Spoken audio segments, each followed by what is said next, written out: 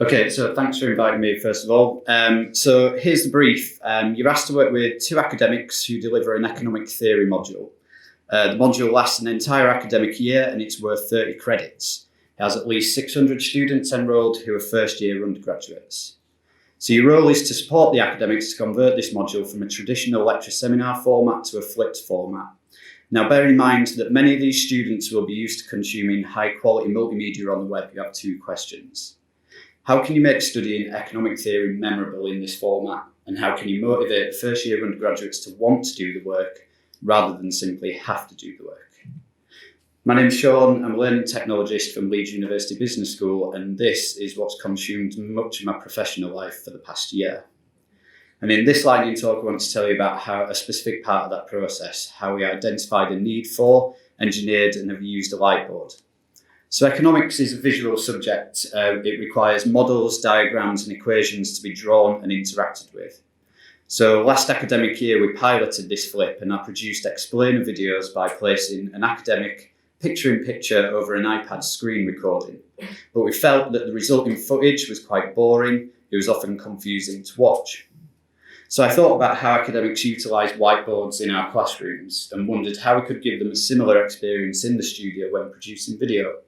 So I searched the web for ideas and found that many universities, particularly in the US, were using these things called lightboards.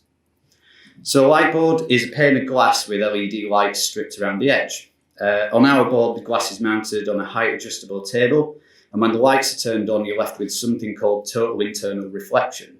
This is physics that nobody needs to have explained to them in a monotonous Yorkshire accent.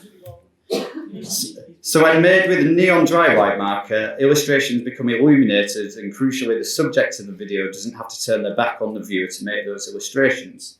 But how do you film using the board? Going from the back of the room, you have a black curtain as a backdrop, an academic wearing a clip mic, basic lighting either side of the lightboard, and then a video camera with an auto cue and a learning technologist to produce and direct the recording. So the footage that is captured is flipped in post-production. If that wasn't done, then the viewer would see everything back to front like this, which is no good to anybody. And this is why in this video I appear to be right-handed when in reality I'm actually a hardened lefty. So colleagues have taken to using the board extremely well, but it has been a learning curve. Initially, we tried to do unscripted videos with the academics doing an ad-lib piece to camera, as they often do in teaching space. But inevitably, mistakes happened. The problem with these mistakes is that you have to clean the whole board before a second take. You see, the very thing that makes this board special is also a root of real frustration for us. You can only fix these mistakes with glass cleaner, a squeegee, paper towels, and a lot of time and a lot of patience as well. So we learned very quickly that we actually needed to take a much more structured and measured approach. As a result, we installed a traditional whiteboard in our studio along with the lightboards, and this allowed us to easily plan what the academic was going to draw, where they were going to draw it, and when they were going to draw it in a balanced script. And the time I've gained as a result has allowed me to focus more time on the production value. So take this line, for example. We can use moments like this to create animated graphs and illustrate things like cause and effect. Afterwards, these digital assets are removed from the screen along with the line that I appeared to draw, adding a little bit of theatre to the production. We've regularly surveyed students on the quality of their learning experience during this project and have asked them to rank the different types of learning that make up their weekly journey.